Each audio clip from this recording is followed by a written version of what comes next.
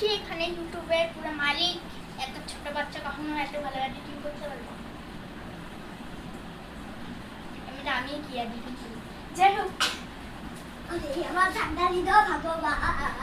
আর ও সারা জীবন খালি জানেন তো করে। আর এই হচ্ছে আমার বান্দর ভাই, বলতে ভুলে গেছি। তুই বান্দর আজীবন বান্দর থাকবি।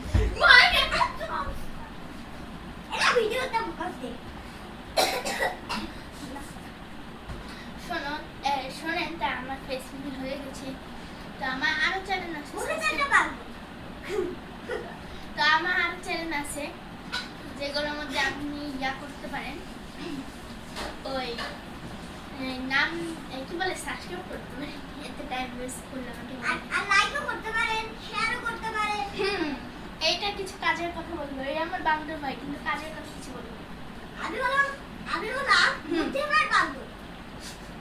সারাদিন কথা ও তো জানে না যে মানুষ মানে বান্দর দিয়ে মানুষ, কিন্তু আমার ফেসবুক হয়ে গেছে।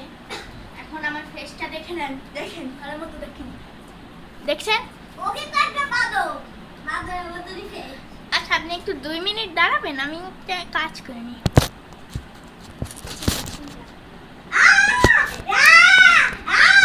আর করবি? হুম?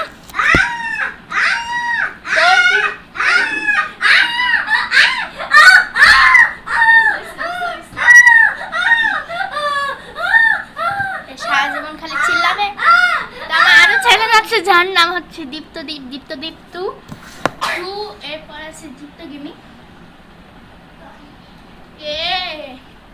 দেখেন দরজা অটোমেটিকলি যা হচ্ছে, খুলে দাঁড়া হয়ে যায়, বন্ধ হয়ে যায়, কেমনে বলতে পারি না।